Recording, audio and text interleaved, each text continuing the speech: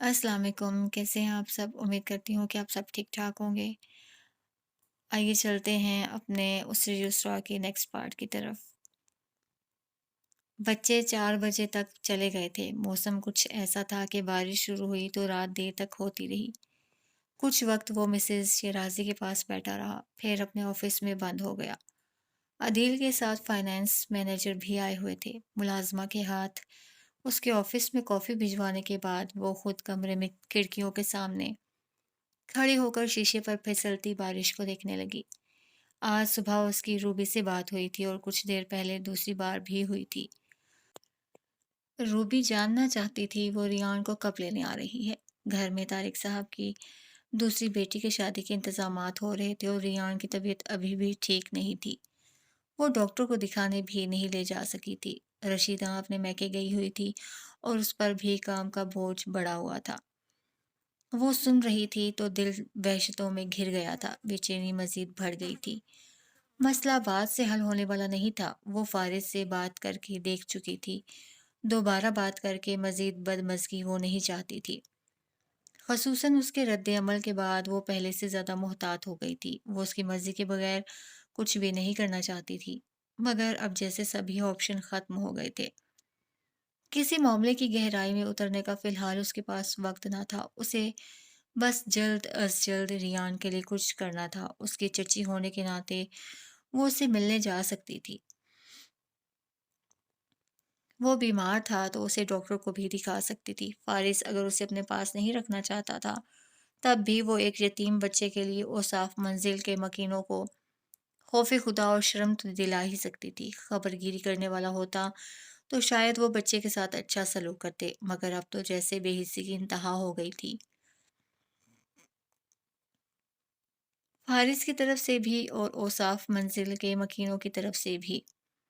ایک ملاقات سے کیا ہوگا؟ اس نے سوچا، اپنے ضمیر سے پوچھا، حق کو دیکھا، سچ کو پرکھا۔ اس وقت کیا اہم ہے؟ وہ خود سے الجھتے ہوئے بارش کی سنگت میں اس مسئلے کا حل ڈھونڈتی رہی اور درمیانہ حل کوئی نہ تھا۔ آر یا پار۔ ریان سے ملاقات۔ ساری رات اس نے اسی شش و پنج میں گزار دی۔ صبح فارس آفس کے لیے جا چکا تو اس نے خاصی سوچ و بچار کے بعد آئمہ کو کال کر کے گھر بلایا۔ وہ کچھ مصروف تھی مگر شام تک وقت نکال کر اس سے ملنے آ گئی۔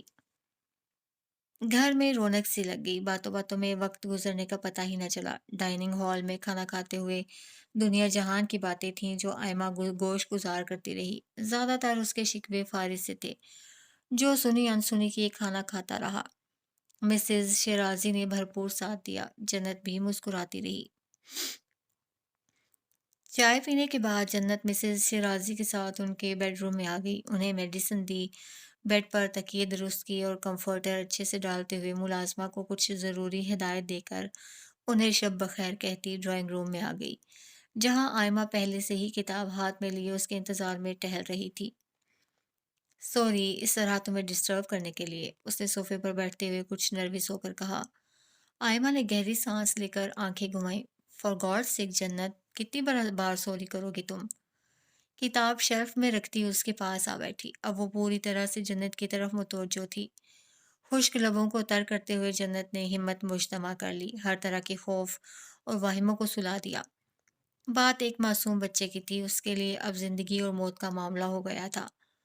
مجھے کچھ سمجھ نہیں آ رہا تھا تو سوچا تم سے بات کرنی چاہیے۔ وہ صوفے کی بیک سائڈ پر بازو رکھے آہستگی سے بولی۔ کہو، میں سن رہی ہوں۔ پہلے وعدہ کرو یہ بات صرف ہم دونوں کے درمیان رہے گی۔ وعدہ رہا۔ مجھے تمہاری ہیلپ چاہیے۔ ایک سرسری سی نگاہ ڈرائنگ روم کے بند دروازے پر ڈالتے ہوئے اس نے مدھم آواز میں کہا۔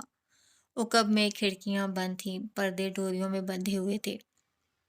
رات تاریک اور چاند مکمل روشن تھا۔ کس سلسلے میں ہیلپ چاہیے؟ آئمہ نے گود میں کشن رکھ لیا تھا۔ میں تمہارے ساتھ کہیں جانا چاہتی ہوں۔ کہاں؟ کسی سے ملنے جانا ہے اور میں یہ بات فارس کو نہیں بتا سکتی۔ مطلب فارس سے چھپ کر کسی سے ملنا ہے؟ آئمہ کی آنکھیں پھیلیں۔ آواز یکایک سرگوشی میں ڈھل گئی۔ What are you trying to do? I'm just trying to help someone. آئمہ اسے دیکھ کر رہ گئی۔ جنت کی آنکھوں میں ایک خوف سا ٹھہرا تھا، چہرے سے پریشانی نظر آ رہی تھی۔ میں کچھ سمجھ نہیں پا رہی۔ جنت چند لمحوں تک سر جھکائے بیٹھی رہی۔ میں تمہیں ہر بات نہیں بتا سکتی، لیکن کچھ کہتے کہتے رک گئی۔ سمجھو یہ زندگی اور موت کا معاملہ ہے، مجھے ایک بچے سے ملنے جانا ہے۔ تو یہ بات تم فارس بھائی سے کیوں چھپا رہی ہو؟ وہ تمہیں منع تو نہیں کریں گے؟ وہ منع کر چکا ہے۔ اس کی نگاہیں جھکی ہوئی تھیں، لہجہ درد کی عکاسی کر رہا تھا۔ فارس نہیں چاہتا میں وہاں جاؤں، لیکن اس بچے کے لیے میرا وہاں جانا ضروری ہے۔ اس لیے تم چھپ کر وہاں جانا چاہتی ہو؟ جنت نے آہستہ سے سر ہلا دیا۔ اگر فارس بھائی کو پتہ چل گیا تو؟ اس نے خدشے کا اظہار کر دیا۔ جس سے وہ گھبرائی ہوئی تھی تو اسے صاف ظاہر تھا فارس کے لیے یہ بات معمولی نہیں ہوگی۔ اسی لیے مجھے تمہاری مدد چاہیے۔ میں نہیں چاہتی فارس کو کچھ بھی پتہ چلے، تب تک نہیں جب تک میں اسے یہاں لے نہیں آتی۔ تمہیں لگتا ہے یہ بات فارس بھائی سے چھپی رہ سکتی ہے؟ پھر مجھے کہنے دو۔ یو ریئلی ڈونٹ نو ہم۔ میرا اس وقت اس بچے کے پاس جانا بہت ضروری ہے، باقی تمام معاملات سمجھو میرے لیے سالمی ہو گئے ہیں، اس نے کہہ دیا، بھاری دل کے ساتھ اور مضطرب ہو کر کہہ دیا۔ فارس بھائی بھی؟ وہ چپ رہی، سر جھکا رہا۔ میں نہیں جانتی اصل معاملہ کیا ہے، لیکن میرا یقین کرو جنت، مجھے یہ سب ٹھیک نہیں لگ رہا۔ اگر انہوں نے منع کیا ہے تمہیں تو تم میری مدد کرو گی یا نہیں؟ اس نے سر اٹھا کر دو ٹوک لہجے میں جس طرح سے پوچھا، آئمہ اسے دیکھ کر رہ گئی۔ آنکھوں میں ہلکی سی نمی تھی، تاثرات سنجیدہ ہو رہے تھے۔ اگر تم مدد نہیں کرنا چاہتی تو اٹس اوکے، میں خود مینیج کر لوں گی، کہہ کر اٹھنا چاہا تو آئمہ نے اس کا ہاتھ پکڑ لیا۔ بتاؤ کیا کرنا ہے؟ اس نے گہری سانس لے کر جس طرح سے پوچھا، جنت کی آنکھیں خوشی سے نم ہو گئیں۔ تھینکس یو سو مچ آئمہ، تھینکس یو سو مچ۔ اس کے دونوں ہاتھ اپنی گرفت میں لے لیے۔ شکریہ بعد میں ادا کرنا، پہلے یہ بتاؤ کرنا کیا ہے؟ جنت نے گہری سانس لے کر اسے دیکھا، پھر مدھم آواز میں اسے اپنے منصوبے سے آگاہ کرنے لگی۔ خاموشی سے جنت کی بات سنتے آئمہ کے تاثرات کئی بار بدلے تھے۔ کئی بار اس نے کچھ حیرت اور پھر کچھ تشویش سے جنت کو دیکھا تھا۔ چند ایک آئیڈیاز اس کے بھی تھے۔ جانتی تھی فارس اسے اب اکیلے میں کہیں آنے جانے نہیں دیتا تھا، حتیٰ کہ اس کے گھر بھی نہیں۔ فیملی گیدرنگ اور فنکشن اٹینڈ کرنا تو دور کی بات تھی۔ اب پہلا مشن یہی تھا کہ وہ کسی طرح جنت کو اپنے گھر بلائے۔ یہ کام فارس کی مرضی اور اجازت کے بغیر قطعی ناممکن تھا، اور اسے ممکن بنانے کے لیے جنت کمال نے پوری کہانی ترتیب دے ڈالی تھی۔ ایک بار پھر سوچ لو۔ آئمہ کو پتہ نہیں کس بات کی فکر تھی، بار بار کہہ رہی تھی، بہت سوچا ہے، مزید سوچنے میں وقت ضائع کیا تو کچھ برا ہو سکتا ہے، اس نے کہا۔ آئمہ خاموش ہو گئی۔ تمام معاملات طے کر کے وہ چلی گئی۔ 2 دن کا انتظار کر کے تیسرے دن اس نے صبح سویرے پلان کے مطابق فارس کو آئمہ کی کال کے بارے میں بتایا اور اس کی طبیعت خرابی کے بارے میں آگاہی دی۔ گھر میں اکیلی ہے تو زیادہ پریشان ہو رہی ہے۔ بھائی اور بھابھی کو نہیں بتایا کہ وہ پریشان نہ ہو جائیں۔ ہوا کیا ہے اسے؟ فارس نے پوچھا تھا۔ Food poisoning. جنت کا حلق خشک ہوا۔ وہ جھوٹ بول رہی تھی تو دھڑکن مزید تیز تر ہو چکی تھی۔ رات ہاسپٹل گزار کر آئی ہے، اس نے مزید کہا۔ بات مسز شرازی کے سامنے ہو رہی تھی تو وہ انکار نہ کر سکا۔ ٹھیک ہے چلی جاؤ، کب تک واپس آؤ گی؟ اس نے اجازت دی تو جنت نے بے اختیار سکھ بھری سانس لی۔ اگر ٹھیک ہوئی تو جلد آ جاؤں گی، ورنہ ہو سکتا ہے اس کے پاس آج رات رک جاؤں۔ کیا خیال ہے؟ وہ چند لمحوں تک اسے دیکھتا رہا، اور اس کے اس طرح دیکھنے پر جنت کے اندر ہلچل سی ہوئی۔ تم جانتے ہو مجھے جھوٹ اور دھوکہ پسند نہیں۔ جب کہہ دیا ہے اسے فائر کر دو سو فائر کر دو۔ نو سیکنڈ چانس۔ فارس کے آفس روم سے ایک بار اس نے یہ لفظ سنے تھے۔ وہ نظریں چرا گئی۔ ٹھیک ہے جیسے مناسب لگے۔ کوٹ پہنتے ہوئے اجازت دے دی۔ میں ڈراپ کر دوں یا؟ رک کر پوچھا۔ اسے آج ضروری میٹنگ اٹینڈ کرنی تھی، شہر سے باہر بھی جانا تھا۔ تمہیں آفس کے لیے دیر ہو جائے گی، مجھے تو ابھی تیاری بھی کرنی ہے، سنبھل کر کہا۔ اوکے خیال رکھنا اپنا۔ وہ اپنا والیٹ، چابیاں اور موبائل اٹھائے باہر چلا گیا۔ ٹھیک آدھے گھنٹے بعد وہ ڈرائیور کے ساتھ ظہیر ہاؤس پہنچ گئی تھی۔ ڈرائیور تو اسے چھوڑ کر چلا گیا مگر گارڈ وہیں کھڑا رہ گیا۔ جنت کچھ پریشانی سے اندر آ گئی۔ آخر تم نے ایسا کیا کیا کہ فارس بھائی کو تمہارے پیچھے جنات جیسے گارڈ لگانے پڑے؟ کیا میری غیر موجودگی میں تم اغوا ہوئی ہو؟ آئمہ نے مشکوک ہو کر پوچھا۔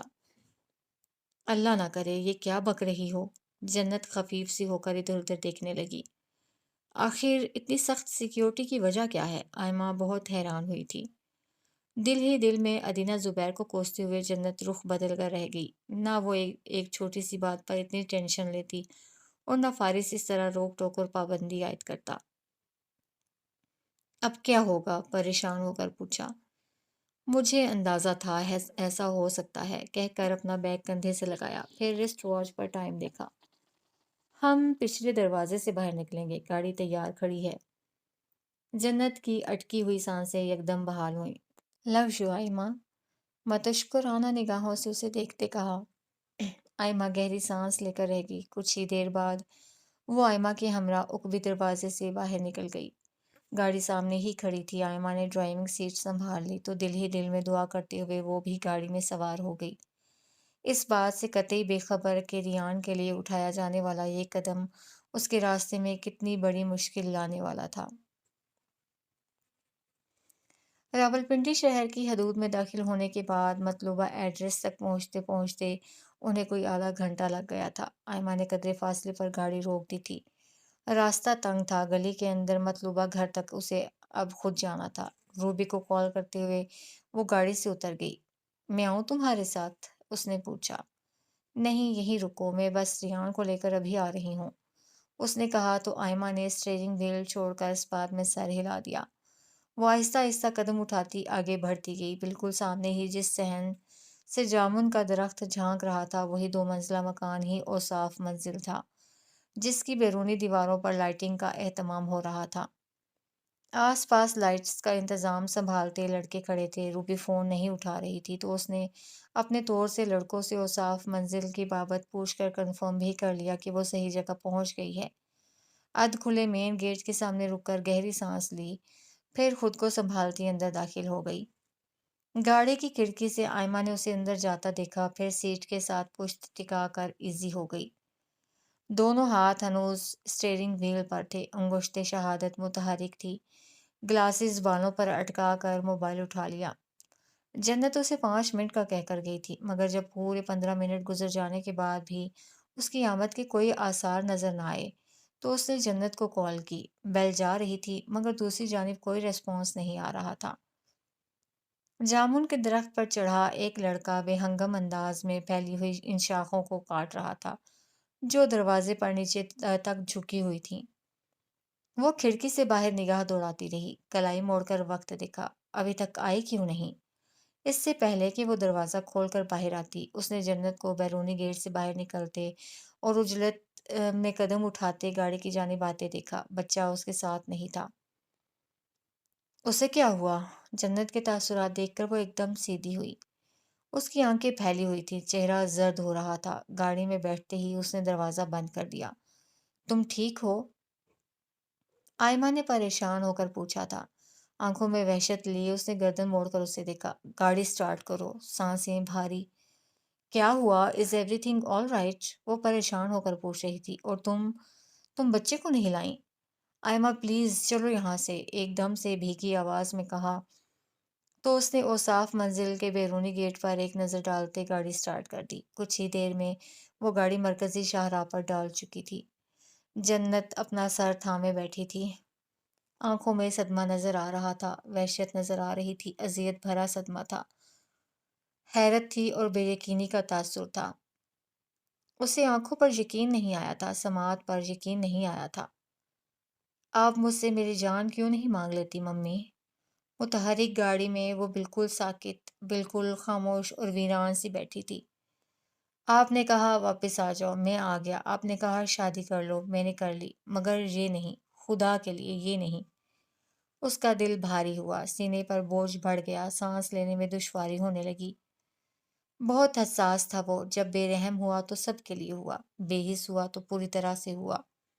اسے الزام مت دو، جنت میں بھی نہیں دیتی۔ بے اختیار ہونٹوں پر ہاتھ رکھا، اپنا رخ شیشے کی طرف کر لیا۔ تم ٹھیک ہو جنت؟ آئمہ نے پوچھا تھا۔ اس کی طبیعت بالکل بھی ٹھیک نہیں لگ رہی تھی۔ یہ میں نے کیا کر دیا؟ اس کے لب ہلے، اس کا دل لرزا۔ جنت، کچھ تو کہو یار، کیا ہوا ہے؟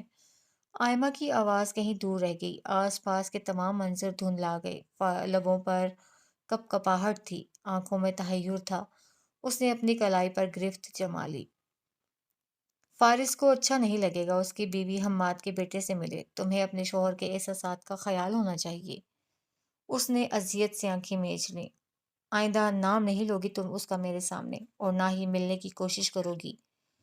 دل شدت سے دھڑکا تھا، وجود خوف کے آہنی شکنجے میں جکڑا گیا۔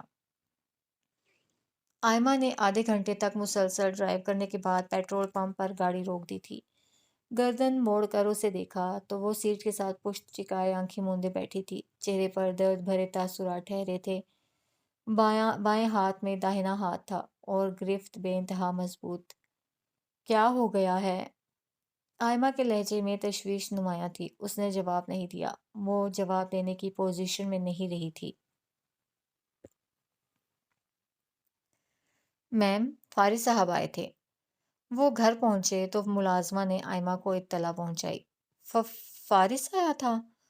جنت کا دل کسی گہرے پاتال میں جا گرا۔ آنکھوں میں وحشت بھر گئی، وجود کانپ اٹھا۔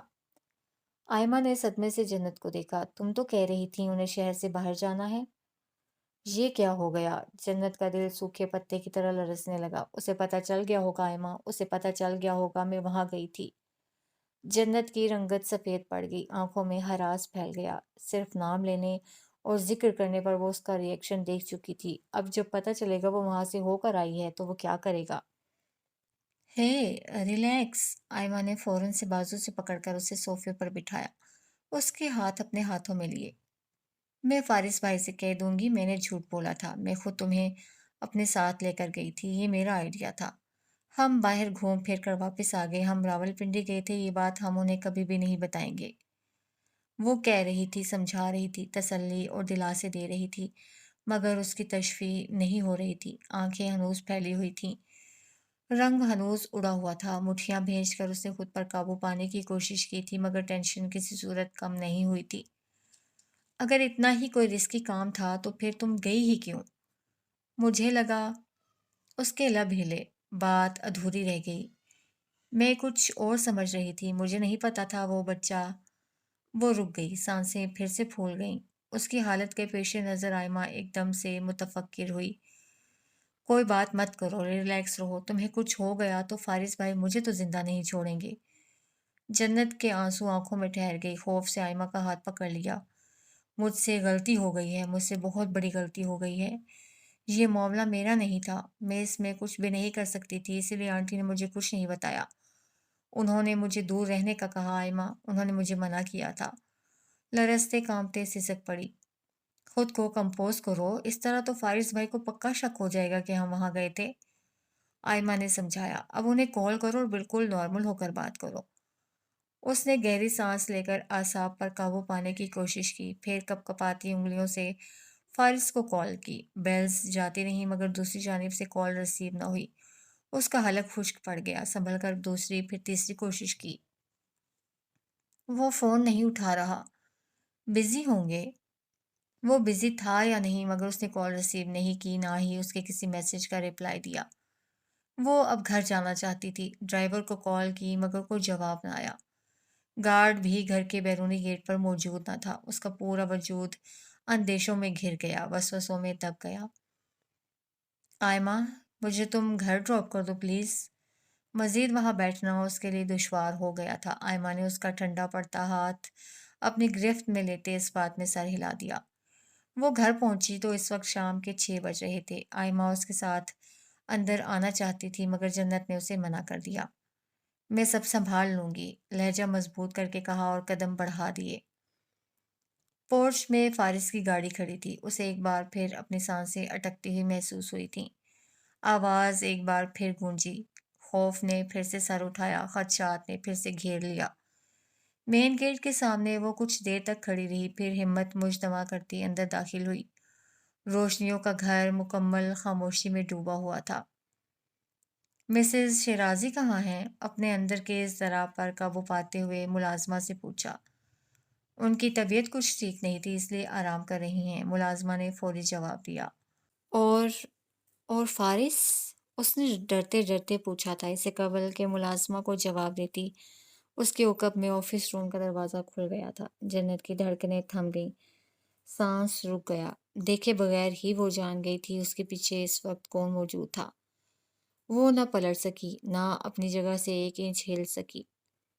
ملازمہ ادب سے سر خم کرتی وہاں سے چلی گئی۔ چند لمحوں کے بعد اس نے خود کو سنبھالتے ہوئے آہستہ سے رخ بدلا۔ تاثرات سے عاری سپاٹ چہرہ اور خون سے سرخ پڑتی آنکھیں لیے فارس وجدان اس کے سامنے کھڑا تھا۔ جنت کمال کو ایک دم سے اپنی ٹانگیں بے جان ہوتی محسوس ہوئیں، تاہم وہ متحمل رہی، مٹھیاں بھینج کر اپنے ہاتھوں کی کپکپاہٹ پر قابو پانے کی صحیح کی۔ تاثرات سے واضح تھا وہ جان چکا تھا۔ اس نے ڈرائیور نہیں بھیجا، اس نے گارڈ کو بلوا لیا، کالز ریسیو نہیں کی، میسج کا جواب نہیں دیا۔ ہاں، وہ جان چکا ہے، وہ سب جان چکا ہے۔ وہ لا علم تھی، اس سے یہ غلطی، یہ بھول لا علمی میں ہوئی تھی۔ اس نے سوچا، اس نے سوچ کر خود کو خود ہی سنبھالا، پھر کھنکھار کر گلا صاف کیا۔ کچھ کہنے کے لیے ہمت مجتمع کی، پلکیں جھپکا کر نمی کو روکا۔ اس سے پہلے کہ وہ کچھ کہتی، فارس نے ایک ہی جست میں اسے بازو سے جکڑ کر دیوار کے ساتھ لگا دیا تھا۔ جنت ایک دم سے بوکھلا گئی، آنکھوں میں ہراس پھیل گیا، رگوں پے میں سرد لہر دوڑ گئی۔ "What do you take me for?" اس کی آنکھوں کو اپنی آنکھوں کے فوکس میں لیتے گھرایا۔ "I am sorry, I am really sorry." مجھے نہیں پتا تھا۔ تمہیں نہیں پتا تھا؟ اس کی آواز غم و غصے سے پھٹ گئی۔ جنت کا دل خوف اور دہشت سے بھر گیا، ٹانگیں سن ہونے لگیں۔ منع کیا تھا میں نے تمہیں۔ بازوؤں پر آہنی گرفت مزید سخت ہوئی۔ میں ریان کے لیے گئی تھی، روتے ہوئے کہا۔ میں صرف اس کے لیے، آنٹی کے لیے۔ میں نہیں جانتی تھی۔ میں نے تمہیں ان سب سے دور رہنے کو کہا تھا، میں نے تمہیں منع کیا تھا، وہ چیخا۔ فارس، آئی ایم ریئلی سوری۔ راہداری کے دوسرے سرے پر مسز شیرازی ویل چیئر پر براجمان دروازہ کھول کر باہر آئی تھیں۔ ملازمہ ان کے پیچھے ان کے ساتھ تھی، پھٹی پھٹی نگاہوں سے انہیں دیکھ کر رہ گئیں۔ ان کی موجودگی سے قطعی بے خبر فارس ایک جھٹکے سے جنت کو چھوڑ کر پیچھے ہٹ گیا تھا۔ وہ روتے ہوئے اب کچھ کہہ رہی تھی، وضاحت دے رہی تھی اور معافی چاہ رہی تھی۔ پھر اس نے فارس کے پاس آنے کی کوشش کی تھی۔ "Stay away from me." اسے خود سے دور کرتے ہوئے مشتعل ہو کر دھاڑا۔ دکھ، صدمہ، خوف اور پریشانی لیے مسز شیرازی اسے دیکھ کر رہ گئیں۔ جنت رو رہی تھی، فارس چیخ رہا تھا۔ معاملہ ریان کا تھا، اس کی ننھی جان کا تھا۔ میں نے کہا تھا، مضبوط، مستحکم مگر بے طرح سے ٹوٹا ہوا لہجہ۔ میں نے کہا اگر تم چاہتی ہو ہمارے درمیان سب ٹھیک رہے تو تم اس میں نہیں پڑو گی، مگر تم۔ اس پر جنون کسی کیفیت طاری تھی، اپنے حواسوں میں وہ بالکل نہیں لگ رہا تھا۔ تمہیں میری فیلنگز کا خیال نہیں ہے، میں کس بات سے روک رہا ہوں، اس سے تمہیں کوئی فرق نہیں پڑتا، وہ چیخ اٹھا۔ آواز دور تک گونجی تھی۔ مسز شیرازی کے لب ہلے مگر آواز نہ نکلی، ہاتھ اٹھانا چاہا مگر ہمت نہ رہی۔ وہ اب سانس لینے کی کوشش کر رہی تھی اور انہیں سانس نہیں آ رہا تھا۔ درد بازو میں اٹھا تھا، پھر سینے تک پہنچ گیا، دل میں ایک برقی لہر سی دوڑی۔ بیگم صاحبہ! ملازمہ ایک دم سے چیخی تھی۔ جنت کمال متوحش ہو کر پلٹی مگر تب تک دیر ہو چکی تھی۔ ان کی آنکھوں کے سامنے دھند چھا گئی، گردن ڈھلک گئی، وجود بے جان ہونے لگا۔ ممی، ممی کیا ہو گیا ہے آپ کو؟ ممی پلیز آنکھیں کھولیں۔ ممی! آخری آواز جو انہوں نے سنی وہ فارس وجدان کی تھی، اس کے بعد انہیں کوئی ہوش نہیں رہا تھا۔ ہاسپٹل کے ٹھنڈے سرد کوریڈور میں بے نام سی خاموشی چھائی تھی۔ کافور میں لپٹا احساس وحشتوں میں دھکیلے جا رہا تھا۔ غم کا اندھیرا تھا، وحشت کی تاریکی تھی، کچھ کھو دینے کا خوف تھا۔ وہ قدرے خاموش حصے میں آئی سی یو کے سامنے بینچ پر سر جھکائے بیٹھی تھی۔ چہرہ آنسوؤں سے تر تھا، سسکیاں بندھی ہوئی تھیں، لب خاموش تھے، اندر جیسے ایک محشر سا بپا تھا۔ بند دروازہ کھلا تو فارس نے آگے بڑھ کر ڈاکٹر کو گھیرا تھا۔ وہ بھی اپنی جگہ سے اٹھ کھڑی ہوئی۔ اب وہ دھندلی نگاہوں سے اسے بات کرتا دیکھ سکتی تھی۔ ہاسپٹل کی سرد سفید راہداریاں ایک دم سے سنسان ہوئیں، قدموں کی آہٹ تھم گئی، ڈاکٹرز کا عملہ، اسٹاف ممبرز، نرسز کی آمد و رفت، فون کی گھنٹی، سب ختم ہو گیا۔ وہ ریلنگ پر گرفت جمائے سناٹوں میں گھری رہ گئی۔ فارس کے ہاتھ سر کی پشت سے کندھوں تک اور بے جان ہو کر پہلو میں آ گرے۔ مسز شیرازی کی حالت بہت نازک تھی۔ اگلے 48 گھنٹے انتہائی اہم تھے۔ ڈاکٹرز پر امید نہیں تھے، وہ انہیں دعا کا کہہ رہے تھے، اور دعا کا سن کر اس کے اندر سب اندھیرا ہوا تھا۔ دعا؟ یعنی اب ان کا کیس صرف ڈاکٹرز کے ہاتھ میں نہیں رہا۔ دعا یعنی اب کوئی معجزہ ہی انہیں بچائے تو بچائے۔ پے در پہ صدموں سے لڑتا الجھتا دل سہم گیا، ہمت سکت، حوصلہ ختم ہو گیا۔ Let's hope for the best. Doctor نے فارس کا کندھا تھپ تھپاتے تسلی دینا چاہی۔ وہ دیوار سے لگ کر کچھ دیر کھڑا رہا، پھر وہ فرش پر پنجوں کے بل بیٹھ گیا۔ دونوں ہاتھ گردن پر پیچھے کی طرف تھے، سر آگے کو جھک گیا، اس کی آنکھیں آنسوؤں سے لبریز، اس کے چہرے پر کرب ٹھہرا تھا۔ منہ پر ہاتھ رکھے وہ گرنے کے سے انداز میں بینچ پر بیٹھ گئی۔ پلیز اللہ، یہ نہیں، یہ غم نہیں، یہ دکھ نہیں۔ اسی طرح کمزور بے بس نڈھال اور اسی قدر اذیت میں اس نے فارس وجدان کو پہلے کبھی نہیں دیکھا تھا۔ دل چاہا وہ اس کے پاس جائے، اس کا ہاتھ پکڑے، اسے تسلی دے، اس کی امید بندھائے، یقین کی بات کرے، دعا کی بات کرے، مگر ہمت نہ ہوئی، بالکل ہمت نہ ہوئی۔ اسے اپنا آپ مجرم سا محسوس ہونے لگا۔ نہ وہ ریان سے ملنے جاتی، نہ یہ سب ہوتا۔ غلطی اس کی تھی، اسے سمجھنا چاہیے تھا، اسے فارس کو سمجھنا چاہیے تھا۔ اسے مسز شیرازی کی بات ماننی چاہیے تھی۔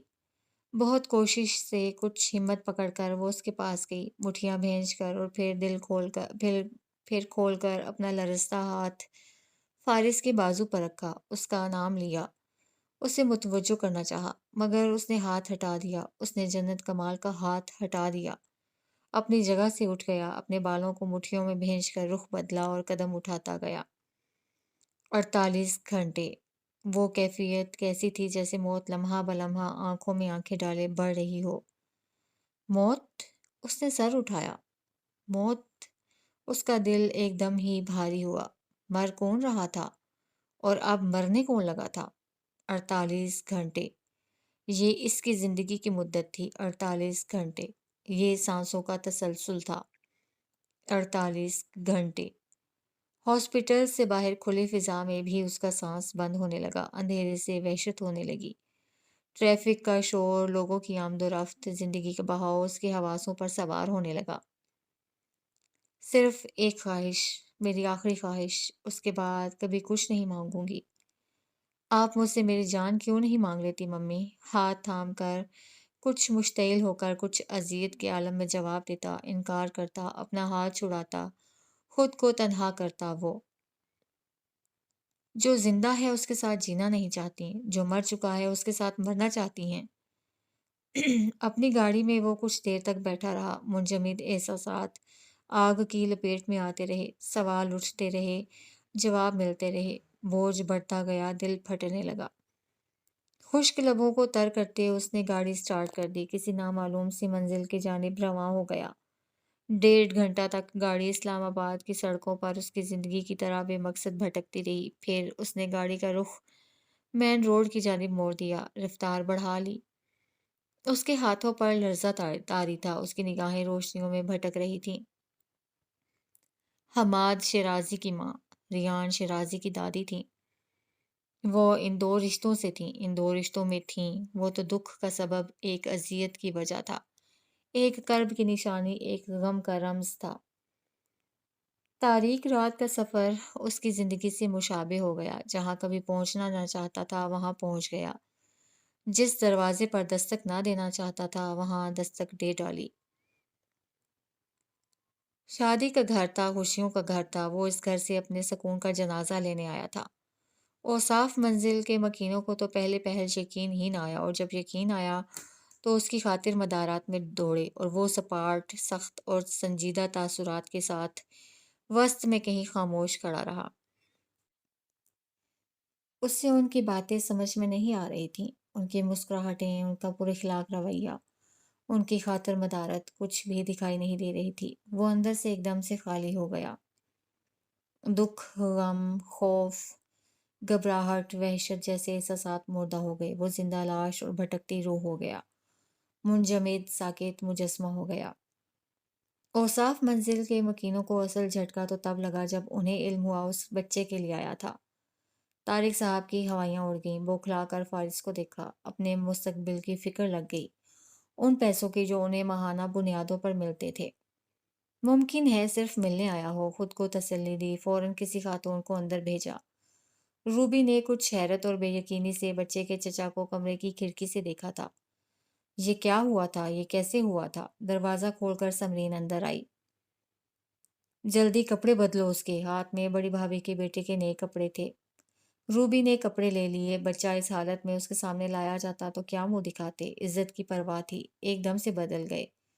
اس نے سوئے ہوئے ریان کے کپڑے بدلے تو وہ جاگ گیا۔ چھوٹے سے بیگ میں فیڈر، ڈائپر اور ضرورت کی چند اشیاء رکھی جو سمرین اسے دے کر گئی تھی۔ بچے کے بال سیٹ کیے، اسے پوری طرح سے اور اچھے سے تیار کیا تاکہ اس کے چچا کو ادراک ہو یہاں سب اس کا کتنا خیال رکھتے تھے۔ وہ صبح ریان کی مما کہہ کر گئی تھیں کہ کل تک وہ ریان کو لے جائیں گی۔ روبی نے ڈرتے ڈرتے سمرین کو بتایا۔ یہ وہ حکم تھا جو ریان کی ماں اسے دے کر گئی تھی۔ چچا سے پہلے ماں نے ارادہ بنا لیا تھا۔ پورے 1 سال بعد دونوں ہی اسے لینے آ گئے تھے۔ کیا دعائیں ایسے بھی قبول ہوتی ہیں؟ روبی کو خوش ہونا چاہیے تھا مگر وہ خوش نہیں ہو پا رہی تھی۔ اسے ایک دم سے بچے کے چچا کو دیکھنے کے بعد ریان کی فکر ہونے لگی تھی۔ پھوپھو بھی عجیب ہیں۔ سمرین بڑبڑاتی ہوئی باہر نکل گئی۔ روبی اس کے پیچھے دروازے تک آئی تھی۔ سمرین مسکراتی ہوئی فارس کے پاس گئی، وہ جو مردوں کے گھیرے میں بالکل خاموش کھڑا تھا۔ یہ رہا ہمارا ریان۔ دکھاوے کو بچے کے گال کو چوما، پھر اس کی طرف بڑھایا۔ وہ چند لمحوں کے لیے رکا، پھر اس نے ہاتھ بڑھا کر وہ بچہ لے لیا، اس کا چھوٹا بیگ بھی لے لیا۔ مزید کچھ بھی کہے سنے بغیر وہ باہر نکل گیا۔ پھوپھو کتنا تماشا کریں گی جب انہیں پتہ چلے گا، سمرین نے اب کے اپنے والد سے کہا تھا۔ اب ہم اس کی وجہ سے اپنے پیروں پر کلہاڑ تو نہیں مار سکتے، بیگم صاحبہ نے نخوت سے کہا۔ پھر اپنے شوہر کی طرف مڑی۔ کیا کہہ کر گیا ہے؟ کب تک چھوڑ کر جائے گا بچے کو؟ میں یہ سوال پوچھتا اچھا لگتا؟ طارق صاحب پہلے سے ٹینشن میں تھے، چڑھ کر بولے۔ ارادہ تھا اگلے 2-3 ماہ کے خرچے سے ایک گاڑی اور لے لیں گے، اسٹور میں سامان بھی ڈلوانا تھا۔ بیٹی کی شادی پر تو اچھا خاصا خرچہ ہو گیا تھا، انہیں زیادہ فکر ہو رہی تھی۔ بچہ واپس آئے، ان کی بھی یہی خواہش تھی، وہ بھی یہی چاہتے تھے۔ روبی انہیں دیکھ رہی تھی، انہیں سن رہی تھی، پھر رخ بدل کر اندر چلی گئی۔ عقبی کمرے کی ایک کھڑکی سے تنگ گلی کے اس سرے پر دیکھا، جہاں سیاہ رنگ کی گاڑی کھڑی تھی، جس کی ہیڈ لائٹس اندھیرے میں دور تک روشنی کیے ہوئے تھیں۔ ریان کا ہاتھ اپنے چچا کے کندھے پر تھا، دوسرا ہاتھ بند اپنے سینے پر، جیسا کہ وہ رکھا کرتا تھا۔ دروازہ کھل گیا، اس نے پیسنجر سیٹ پر اسے بٹھا دیا، جھک کر بیلٹ باندھی، دیکھے بغیر محسوس کیے بنا۔ وہ گھوم کر اپنی سیٹ سنبھال چکا تھا۔ دروازے لاکڈ ہوئے، گاڑی میں 2 نفوس رہ گئے۔ ایک پہلے سے عدم تھا، دوسرا اب ہو رہا تھا۔ اپنے اندر کسی کو مردہ کر دینے کی خواہش لیے اس نے گاڑی سٹارٹ کر دی۔ جمود پتھر جیسا تھا، اس کے اندر لاوے جیسی آگ تھی۔ اس آگ میں تلاطم سا برپا ہوا، ہول میں دراڑ سی پڑی۔ اس دراڑ نے رگ و پے میں ایک محشر سا برپا کر دیا، بہت سے پردے اٹھا دیے، بہت سی باتیں سنا دی، ضبط کر کے اس نے اندیکھا کر دیا، دراڑ کو، وجود کو، زخموں کو، اور زخموں سے اٹھتی ٹیسوں کو بھی۔ گاڑی میں اس کے ساتھ کوئی نہیں ہے، اس نے سوچا۔ اس سوچ پر یقین بڑھایا۔ اسلام آباد پہنچنے تک اسے یہی کرنا تھا۔ وہ ڈرائیونگ کرتے ہوئے گہری سانس لیتا، اپنی نگاہوں کو، ذہن، سوچ اور خیالات کو بھٹکنے نہیں دے رہا تھا۔ اس کے پہلو میں حماد شیرازی نہیں تھا، اس کا بیٹا نہیں تھا۔ وہ اکیلا ہے، بالکل اکیلا۔ اسلام آباد پہنچنے تک اب اسے یہی کرنا تھا، یہی سوچنا تھا۔ گاڑی سٹارٹ ہوئی تو ریان شیرازی کی سوئی ہوئی معصوم آنکھوں میں حیرت سی ابھر آئی۔ جانے پہچانے سے چہرے کہیں گم ہو گئے تھے۔ حرکت کرتی کسی شے میں سواری کا پہلا تجربہ تھا۔ اس کا ننھا سا دل اور شدت سے دھڑکنے لگا تھا۔ پہلے پہل تو وہ نہیں رویا، اوپری لب نچلے لب میں دے کر قابو پانے کی کوشش کی، مگر پھر وہ ڈر گیا، بہت بری طرح سے ڈر گیا، بڑی بڑی سی معصوم آنکھیں بھر آئیں، اس کی عمر جتنا ضبط بالکل ختم ہو گیا اور اس نے ایک دم سے رونا شروع کر دیا۔ حماد شیرازی کا بیٹا۔ قلب کے جوار بھاٹے سے آگ کے شرر نکلے اور فارس کے وجود پر پھیل گئے۔ اس نے طویل سانس لیتے شیشہ کھول دیا، بٹن کھول دیا، اپنا رخ شیشے کی طرف کیا۔ اس کے اندر کا شور ایک دم سے بڑھ گیا، رونے کی ایک آواز پہلو سے تھی اور دوسری آواز ماضی سے آ رہی تھی۔ ایک لہجے کے لیے اس کا وجود شعلوں کی لپیٹ میں آ گیا، وہ ایک لہجہ اندھیرا بن کر اس کے دل و دماغ کی مثبت روشنیوں کو نگل کر وحشت اور بے سکونی کی دلدل میں اتار گیا۔ ایک لہجے میں سب بگڑ گیا، سب بدل گیا۔ Shut up, just shut up. Steering wheel پر گرفت جمائے وہ پلٹ کر ریان شیرازی پر دھاڑا۔ وہ اس کے اس طرح چیخنے پر اور زیادہ رونے لگا۔ اس کی سمجھ میں بالکل نہیں آ رہا تھا یہ کیا ہو رہا ہے، کیسے ہو رہا ہے، کیوں ہو رہا ہے۔ اپنی جگہ سے ہلنے کی کوشش کی، ایک ہی ہاتھ سے بیلٹ کو کھینچنا چاہا۔ پھر وہ اس شدت سے رویا کہ آس پاس کا ہر شور ختم ہو گیا۔ ٹریفک کی آواز بھی معدوم ہو گئی، صرف ریان کی آواز تھی جو رہ گئی، صرف ریان کا شور تھا جو ٹھہر گیا۔ دراڑ پھٹ چکی تھی، خول چٹک گیا تھا، آگ اندر باہر، ہر طرف آگ جیسی کیفیت تھی۔ اسٹیئرنگ وہیل پر اس کی گرفت بڑھ گئی، اس کی حالت پر کسی نے کہا لگایا، اس کے درد پر کوئی ہنستے ہوئے اس کی گردن تک آ گیا۔ جسے مار دینا چاہیے اسے ساتھ لے جا رہے ہو۔ ماضی کا ہر زخم ہرا ہوا، روح اور آنکھوں میں درد نے بسیرے کر لیے، حال ختم ہو گیا، زندگی ختم ہو گئی۔ اشتعال میں آ کر اس نے ایک جھٹکے سے گاڑی روک دی، اسی صورت سے باہر نکلا، پیسنجر سیٹ کا دروازہ کھولا، ریان کو اٹھائے گاڑی کی دوسری جانب بلند و بالا درختوں اور سبزے کے جھونڈ تک لایا۔ ٹریفک میں بڑے بڑے ٹرک اور ٹرولر گزرنے لگے تھے، ان کا شور بھیانک تھا۔ اس نے ریان شیرازی کو وہیں چھوڑ دیا، جھٹک دیا، نفرت سے، غصے سے، بے انتہا اذیت میں آ کر، آگ میں سلگتے ہوئے اس نے اس بچے کو وہیں چھوڑ دیا۔ ریان پہلے خوف زدہ تھا، اب کہ متوحش سا ہو کر بوکھلا روتے ہوئے زور زور سے چیخنے لگا۔ فارس شیرازی نے گاڑی کی جانب قدم بڑھا لیے تھے، ریان شیرازی پیچھے رہ گیا تھا۔ مجھے سنو جیسے کوئی بارش کو سنتا ہے، نہ توجہ سے اور نہ بے خیالی سے، دھیمے قدموں کی خاموش آہٹ میں، ابر برساتی اس رم جھم کے درمیان، اور ہوا میں گرتے اس پانی کے جیسے، ہوا لہرائے ایسے کہ یہ وقت گزرتا ہو جیسے۔ یہ دن ہے کہ اب گزرا چاہتا ہے، وہ رات ہے کہ آیا چاہتی ہے، اس موڑ پر موجود دھند لکے کی رنگینی میں، اس موڑ پہ موجود وقت کی بے چینی میں۔ مجھے سنو جیسے کوئی بارش کو سنتا ہے، مجھے سنے بغیر سنو میں کیا کہتا ہوں۔ کھلی آنکھوں کے ساتھ جیتے جاگتے پانچوں حصوں کو تمام بیدار رکھتے ہوئے، ابر برس رہا ہے دھیمے قدموں جیسے، الفاظ کی دھیمی سرسراہٹ کے جیسے، ہوا، پانی اور لفظ بنا کوئی آواز کیے، یہ جو ہم ہیں اور یہ ماہو سال و لمحے، نارسا وقت کی گراں بار اداسی لیے۔ مجھے سنو جیسے کوئی بارش کو سنتا ہے۔ اور گرمیوں کی وہ چھٹیاں کبھی نہیں آئی تھیں، وہ وعدہ کبھی ایفا نہیں ہو سکا تھا، وہ خوشیوں بھرے پل، معصومیت بھری مسکراہٹیں، وہ آنکھوں کی روشنی اور زندگی کا احساس کبھی لوٹ کر نہیں آیا تھا۔ اپنے آنے والے کل سے قطعی بے خبر 14 سالہ فارس وجدان پہلی بار اپنے حالات کو نہیں دیکھ رہا تھا، نہ غموں کو سہ رہا تھا، نہ زخموں کو جھیل رہا تھا۔ اس کے اندر سکون کی سی کیفیت تھی، ایک لمبے سفر کے بعد کہیں پڑاؤ جیسی کیفیت۔ یکے بعد دیگرے دو گاڑیاں شیرازی مینشن کے احاطے سے باہر نکلی تھیں، دونوں کا راستہ مختلف، منزل بھی مختلف تھی۔ اس کی گاڑی اپنے سفر میں گامزن ہوئی تو وہ گردن موڑ کر باہر دیکھنے لگا۔ ہاسٹل تک کا سفر 3 گھنٹوں پر مشتمل تھا۔ گاڑی سرسبز درختوں سے گھری ایک طویل شاہراہ پر تھی۔ بلندی سے وہ نیچے اور قدرے دور سے نظر آتی دوسری سڑک کو دیکھ سکتا تھا، تاحد نگاہ پھیلی ہوئی وادیاں، سبزہ اور باغات کو دیکھ سکتا تھا۔ اس کے ہاتھ میں نوٹ پیڈ تھا، وہ اس پر کچھ لکھنے لگا تھا۔ چند ایک لفظ تھے، وقت تھا، مہینوں کی مدت تھی اور تاریخ تھی۔ شیرازی ہاؤس میں واپسی کی تاریخ۔ وہ گرمی کی چھٹیوں میں ضرور آنے والا تھا۔ اس نے جنت کے خوابوں میں حقیقت کا رنگ بھرنے کا فیصلہ کر لیا تھا۔ اس نے پہاڑوں تک اور دریاؤں تک اور ہر ایک گھاٹی اور وادی تک جانے کا تہیہ کر لیا تھا۔ زندگی کا وہ احساس خوبصورت تھا۔ اسی خوبصورت احساس کو جیتے اس نے سر اٹھا کر کھڑکی سے باہر دیکھا تھا۔ دور، بہت دور اور قدرے نیچائی میں ایک اور سڑک تھی، اور اسی سڑک پر اسے آغا علی کی جیپ دوڑتی ہوئی نظر آ رہی تھی۔ پہلے پہل اسے وہ منظر ایک دھوکا ایک سراب جیسا لگا تھا، مگر اس نے جو دیکھا وہ حقیقت تھی۔ اس کے تاثرات یکایک بدل گئے تھے۔ آنکھوں میں غیر مبہم سا تاثر ٹھہر گیا تھا۔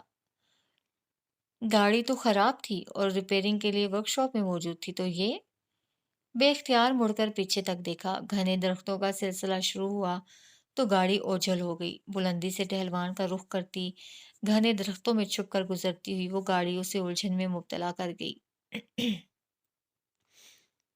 وہ اعظم شیرازی کے زیر استعمال رہنے والی مخصوص گاڑیوں میں پہلے کبھی سوار نہیں ہوا تھا، نہ ہی ایسا کوئی حکم ملازموں کو کبھی دیا گیا تھا۔ اسے چھوڑنے اور لے جانے کی ذمہ داری صرف آغا علی پر عائد تھی۔ صرف وہی اس کے شیڈیول اور معاملات سے باخبر رہتا تھا۔ اس کے متعلق جو بھی حکم ہوتا اسے ہی ملا کرتا تھا۔ مگر اب آغا علی نہیں تھا، دو گارڈ تھے اور ان کے انداز سے واضح تھا وہ بھی کسی سخت حکم کے تابع تھے۔ وہ ذرا سا مشکوک اور کچھ مضطرب ہو کر دونوں گارڈز کو دیکھنے لگا تھا۔ ایک گارڈ ڈرائیو کر رہا تھا تو دوسرا چوکنا ہو کر بیٹھا تھا۔ جانے کیا بات تھی کہ اس کے احساسات عجیب ہونے لگے۔ چھٹی حس نے خبر کر دی، کچھ غلط ہونے کو ہے۔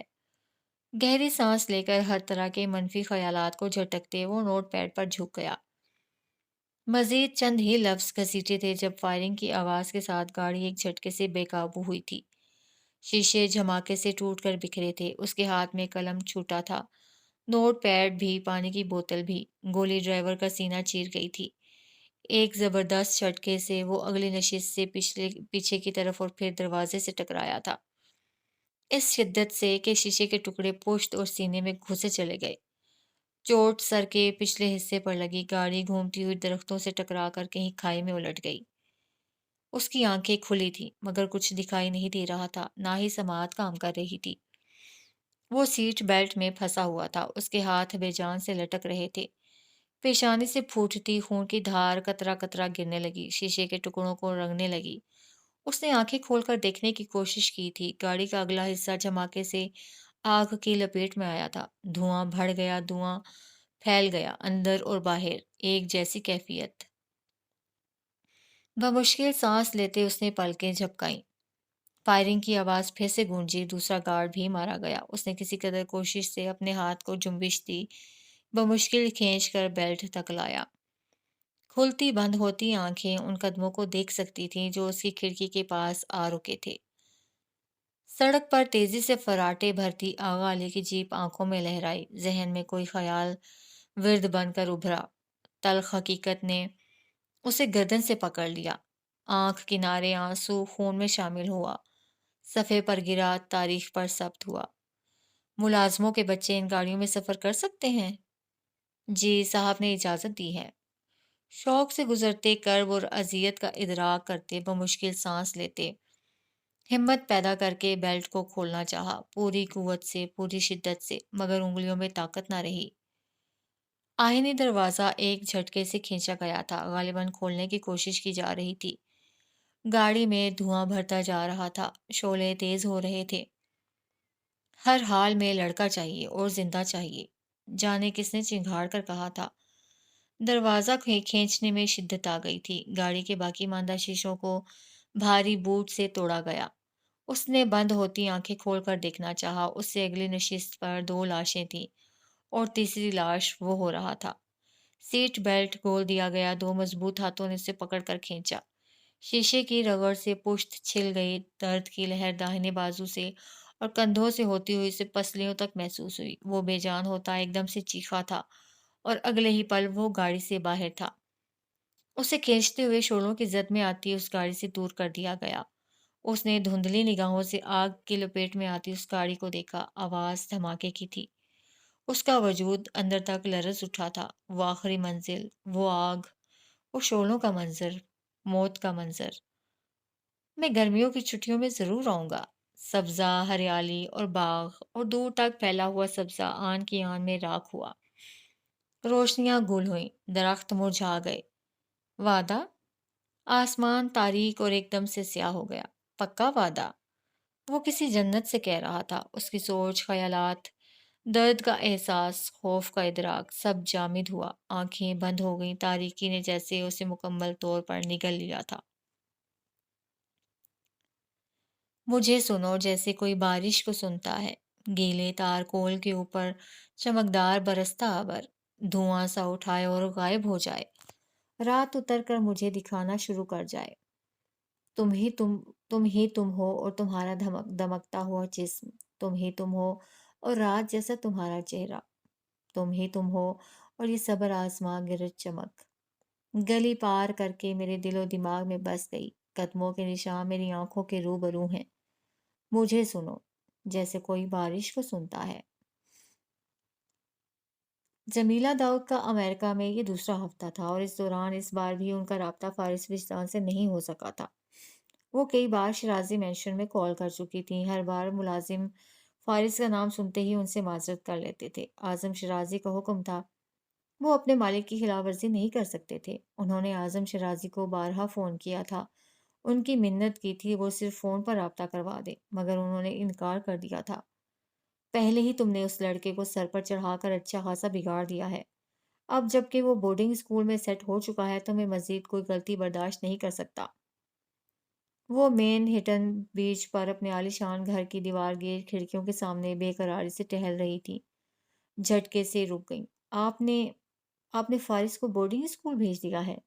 دماغ صدمے سے معاف ہوا تھا۔ انہیں وہ تمام وعدے یاد آ گئے جو انہوں نے فارس سے کیے تھے۔ وہ خوشیوں بھرے لمحے، امید بھری باتیں، وہ محبت، یقین اور اعتبار کی ساتیں، وہ سب جیسے شیشے کا محل تھا، دھماکے سے ٹوٹ کر انہیں لہو لہان کر گیا۔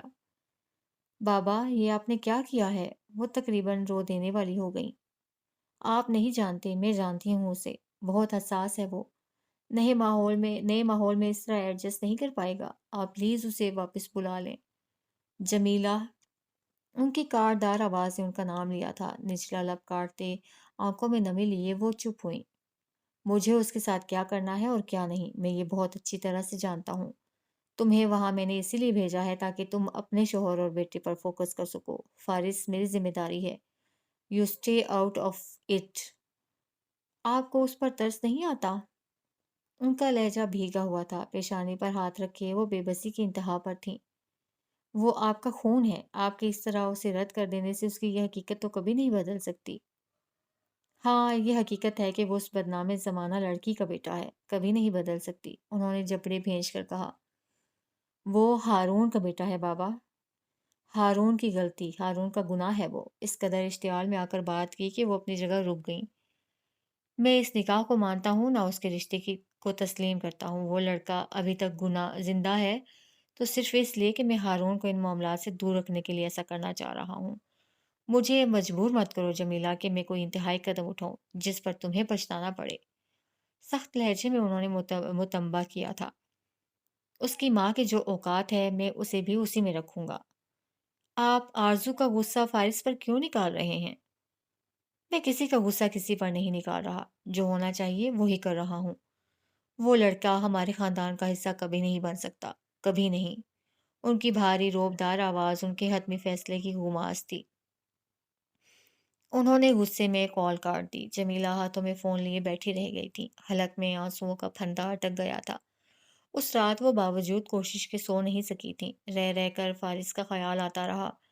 گزشتہ 6 سال ثانیوں میں سمٹ کر ذہن میں گھومتے رہے۔ انہیں اپنی بے بسی پر غصہ، ان حالات پر، ایسے رشتوں پر، ان کی سوچ پر غصہ آتا رہا، رونا آتا رہا۔ وہ اتنی مجبور کیوں تھیں؟ ان کے بس میں کچھ کیوں نہیں آتا تھا؟ اٹھ کر گھر میں ٹہلتی رہیں۔ تم جاگ رہی ہو ابھی تک؟ ہارون کی آنکھ کھلی تو انہیں کھڑکی کے سامنے دیکھ کر پوچھے بنا نہ رہ سکا۔ وہ مڑ کر انہیں دیکھنے لگی۔ وہ اس کی سگی ماں نہیں تھی، پھر بھی اس کے لیے بے چین ہو رہی تھی، اور وہ اس کا سگا باپ ہو کر بھی سکون کی نیند سویا رہا تھا۔ کچھ نہیں، ایسے ہی نیند نہیں آ رہی تھی۔ پلکیں جھپکا کر آنسوؤں کا اثر زائل کرتی وہ رخ بدل گئی تھیں۔ بات کرنے کا کوئی فائدہ نہ تھا۔ دونوں باپ بیٹوں کے پاس اپنے اپنے موقف کی ٹھوس دلیلیں تھیں، اور وہ چاہ کر بھی ان دلیلوں کو رد نہیں کر پاتی تھیں۔ کیا تم جانتے ہو بابا نے فارس کا ایڈمیشن بورڈنگ اسکول میں کروا دیا ہے؟ اگلے دن جیسے ہی حماد اسکول کے لیے روانہ ہوا، انہوں نے ناشتے کی ٹیبل پر ہارون سے کہا۔ کپ پر اس کی گرفت بس ایک لمحے کے لیے مضبوط ہوئی تھی، تاثرات بھی ایک لمحے کے لیے بدلے تھے۔ نظروں کا ارتکاز بھی اسی مدت کے لیے بھٹکا تھا، چند لمحوں کا کھیل، چند ثانیوں کا قصہ تھا، اور ہارون شیرازی نے گزشتہ 7 سالوں کی طرح اب بھی خود کو سخت پتھر کر لیا تھا۔ بابا جیسا مناسب سمجھیں کر سکتے ہیں۔ اس نے دوسرے ہاتھ سے اخبار کھول کر پھیلا لیا۔ وہ نیوی بلیو 3 پیس سوٹ میں ملبوس تھا، جلد سے بال پیچھے کی طرف جمائے ہوئے، تراشیدہ داڑھی چہرے کی وجاہت میں اضافے کا باعث بن رہی تھی۔ تاثرات سنجیدگی میں ڈھل گئے تھے۔ وہ فارس کو جان سے مار دیں گے تو کیا آپ تب بھی یہی کہیں گے؟ جمیلہ! ڈائننگ ہال میں شیرازی ہارون شیرازی کی آواز سخت ہو کر گونجی تھی۔ آنکھوں کا تاثر پتھریلا ہو گیا تھا۔ کیا میں غلط کہہ رہی ہوں؟ آپ کو غصہ آ گیا ہے؟ جو کچھ وہ سہ رہا ہے آپ اسے زندگی کہتے ہیں؟ ہارون نے مٹھیاں سختی سے بھینچ لی تھی، کپ میز پر پٹک دیا تھا۔ بابا اس کا بہت خیال رکھ رہے ہیں، اسے کسی چیز کی کمی نہیں ہے۔ چیزوں کی کمی نہیں ہے، انسانوں کی تو ہے، رشتوں کی تو ہے۔ اس کے پاس آپ نہیں ہیں، میں نہیں ہوں، اس کی ماں نہیں ہے۔ آرزو سے شادی میری زندگی کی سب سے بڑی غلطی تھی، کیا اس بات کا احساس دلانا چاہتی ہو تم؟ وہ بھڑک اٹھا۔ آپ غلط کیوں سوچ رہے ہیں؟ بالکل ٹھیک سوچ رہا ہوں میں۔ اس کی آنکھوں کی سرخی بڑھ گئی تھی۔ میں آپ سے آپ کے بیٹے کی بات کر رہی ہوں ہارون۔ وہ اپنی جگہ رک گیا۔ چند ثانیوں کے لیے ایک سکوت ستاری رہا، جیسے کچھ کہنے کو باقی نہ رہا ہو۔ لڑنے کو کوئی دلیل، وضاحت کے لیے کوئی لفظ، برات کے لیے کوئی حجت نہ رہی ہو۔ بابا نے کہا ہے میں اسے بھول جاؤں۔ وہ کرسی دھکیل کر اٹھ گیا تھا۔ اور میں اسے بھولنے کی کوشش کر رہا ہوں، کیوں تم بار بار Why do you have to forget your own child؟ وہ روتے ہوئے اس پر چیخ پڑی۔ ہارون منجمد سا اپنی جگہ رک گیا، مڑ کر انہیں دیکھا۔ کیوں ضروری ہے آپ کے لیے اسے ڈس اون کرنا؟ اس خوف سے کہ کہیں بابا آپ کو اپنی تمام جائیداد سے آنکھ نہ کر دیں؟ ان کی آواز روندھی ہوئی تھی۔ آپ کو لگتا ہے بابا واقعی ایسا کر سکتے ہیں؟ ایک بار بات تو کریں، اپنے بچے کے لیے کوئی سٹینڈ تو لیں۔ میں وعدہ کرتی ہوں آپ کا پورا ساتھ دوں گی۔ وہ اٹھ کر اس کے پاس آئیں، نرمی سے اس کے بازو پر ہاتھ رکھا۔ کاجل سے لبریز آنکھوں میں حزن ٹھہرا تھا۔ ہم اسے یہاں لے آئیں گے، وہ ہمارے ساتھ رہے گا۔ بابا کیا کر سکتے ہیں اور کیا نہیں، یہ مجھ سے بہتر کوئی نہیں جان سکتا۔ اس نے جمیلہ کا ہاتھ اپنے بازو سے ہٹا دیا۔ کچھ دیر ان کا ہاتھ اپنے ہاتھ میں لیے کھڑا رہا۔ یہ پہلے میرا اور فارس کا معاملہ تھا، یہ اب بابا کا اور فارس کا معاملہ ہے۔ تم بھول رہی ہو، مگر مجھے یاد ہے وہ وعدہ جو میں نے بابا سے کیا تھا۔ جمیلہ نے صدمے سے اسے دیکھتے، نفی میں سر ہلاتے اپنا ہاتھ چھڑا لیا۔ جمیلہ! انہوں نے الٹے قدم پیچھے ہوتے ہوئے ہاتھ اٹھا کر اسے مزید کچھ بھی کہنے سے روک دیا۔ میں بھی کس میں احساس جگانے کی کوشش کر رہی ہوں؟ نم آنکھوں کے ساتھ کچھ اذیت سے ہنس پڑی۔ آپ نے تو خود اپنے بچے کو ڈس اون کیا ہے۔ آپ نے تو اس کی ایک ملازم کی حیثیت کو سب سے پہلے قبول کیا ہے، اور میں آپ سے بات کر رہی ہوں۔ تاسف اور دکھ سے سر ہلاتی وہ ڈائننگ ہال چھوڑ کر چلی گئیں۔ ہارون شیرازی اپنی جگہ کھڑا رہ گیا تھا۔